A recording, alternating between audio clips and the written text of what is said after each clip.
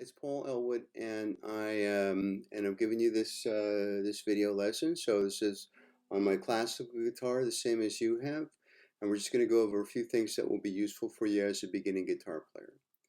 So, first one is, of course, tuning your guitar. So I have this snark on the end of the guitar here, and I've turned it on. This one, you just push the button and it comes on, right? So we're going to tune the guitar to standard tuning, and that will be striking first the 6th string, that's the E string, and you can see what happens. So if it's a little sharp, I'm making it sharp, the indicator goes over to the right, and if it's a little flat, the indicator goes over to the left. It's a different color too, so we're looking for that right in the middle. So the first 6th string, of course, that will be E. Then our 5th string is tuned to an A. That looks good. So again, if it was flat, it would be down on one side, and if it was sharp, it would be on the other side, like so.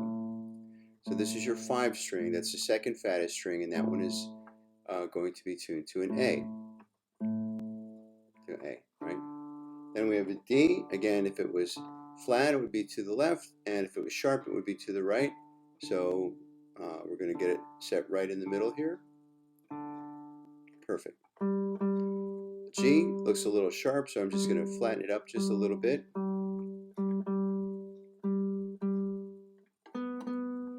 B is your 2 string, and we're going to put that one, set that one so it's right.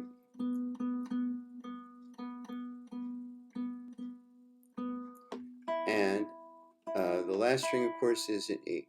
So a lot of times when guitars are just starting out, right, the guitar might be so far out of tune that it actually tunes to the wrong string. So you kind of have to know the order. You have to know what the number of the string is that you're trying to tune, and you have to know what the note is that you're tuning to, and you have to know if it looks like it's tuning to a note that's below or above that.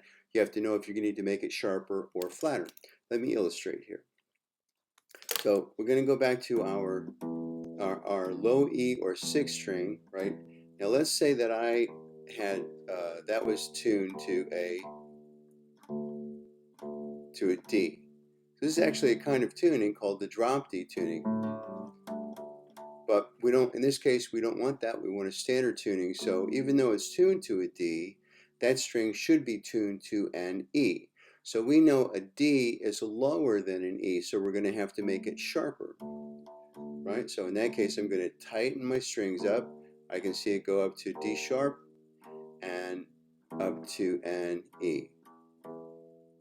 So let's say that the A string, which is the 5th string, right, was actually tuned to a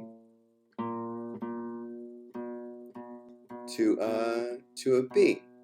So one of the strings is supposed to be tuned to B, but it's not that one. That one is supposed to be tuned to an A. So since B is higher than A, what we want to do is flatten it or loosen the string so that the note is flatter, and we're going to do that now. A sharp, and we're going to go to an A. Okay.